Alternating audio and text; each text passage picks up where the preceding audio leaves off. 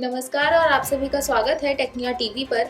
मैं मानवी खेतान और वक्त हो चला है आज की 10 बड़ी खबरों का। भारत के युवा क्रिकेटर वैभव सूर्यवंशी को प्रधानमंत्री राष्ट्रीय बाल पुरस्कार से सम्मानित किया गया है।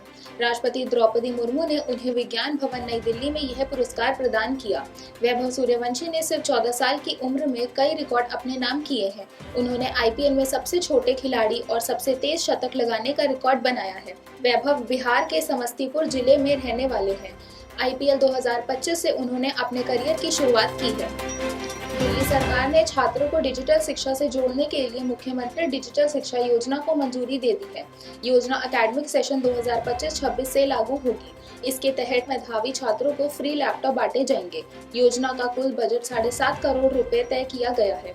योजना का लाभ दिल्ली निवासी छात्रों को ही मिलेगा। साथ ही छात्रों को सीबीएसई से 10वीं पास होकर 11वीं क्लास में एडमिशन लेना अनिवार्य है। चयन 10वीं की बोर्ड मेरिट के आधार पर होगा। छात्रों को अलग से आवेदन नहीं करना होगा। साल 2025 शिक्षा के क्षेत्र में कई बड़े बदलावों के साथ समाप्त हो रहा है।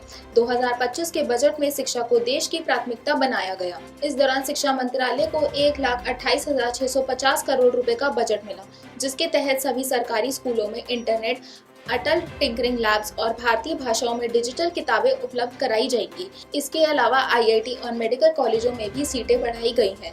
साथ ही नेशनल स्किल सेंटर और एआई सेंटर ऑफ एक्सीलेंस जैसी कई योजनाओं को भी मंजूरी दी गई है।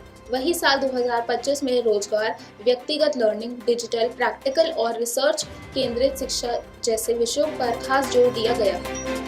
एनआईओएस ने प्राइमरी टीचर ब्रिज कोर्स के लिए बीएड शिक्षक रजिस्ट्रेशन की लास्ट डेट बढ़ा दी है। नए शेड्यूल के अनुसार उम्मीदवार 19 जनवरी 2026 तक आवेदन कर सकते हैं। यह 6 महीने का सर्टिफिकेट कोर्स उन बीएड शिक्षकों के लिए होगा जिन्होंने 28 जून 2018 से 11 अगस्त 2023 के बीच केवल बीएड योग्यता के आधार पर नियुक्ति पाई थी।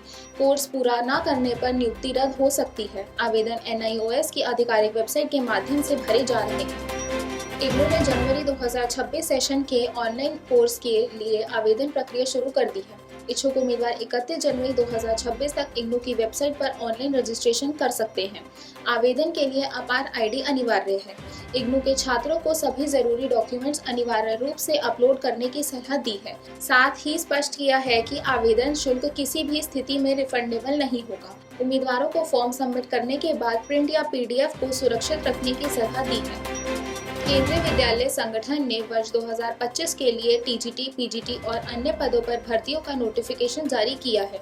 नोटिफिकेशन के अनुसार देश भर के विद्यालयों में 2,500 पदों पर भर्तियां की जाएंगी। इसमें vice principal, principal, PGT, TGT और नॉन टीचिंग पद शामिल हैं। ऑनलाइन आवेदन 26 दिसंबर 2025 तक भरे जा चुके हैं। पीजीटी के लिए पोस्ट ग्रेजुएशन और बीएड, जबकि टीजीटी के लिए ग्रेजुएशन, बीएड और सीटेट जरूरी है। चयनित उम्मीदवारों को 7वें वेतन आयोग के अनुसार वेतन और भत्ते मिलेंगे।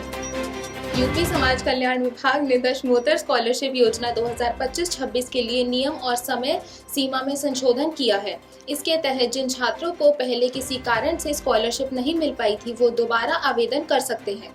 सामान्य, ओबीसी और अल्पसंख्यक कैटेगरी के छात्र 14 जनवरी 2026 तक ऑनलाइन आवेदन पूरा कर सकते हैं और जरूरी दस्तावेज 21 जनवरी तक अपने स्कूल या कॉलेज में जमा कर सकते हैं।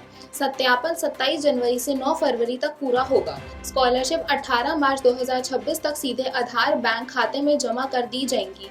वही एससी और एसटी कैटेगरी के छात्रों को 31 मार्च 2026 तक आवेदन की छूट दी गई है।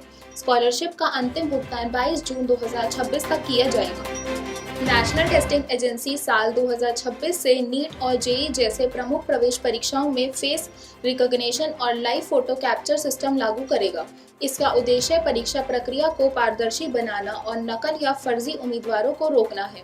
नीट 2025 में UIDAI के सहयोग से फेस ऑथेंटिकेशन का सफल ट्रायल किया गया था। नए सिस्टम में उम्मीदवार आवेदन करते समय लाइव फोटो खींचेंगे, जिससे वह पहचान हो सकेगी कि परीक्षा देने वाला वही व्यक्ति होगा जिसने आवेदन किया है।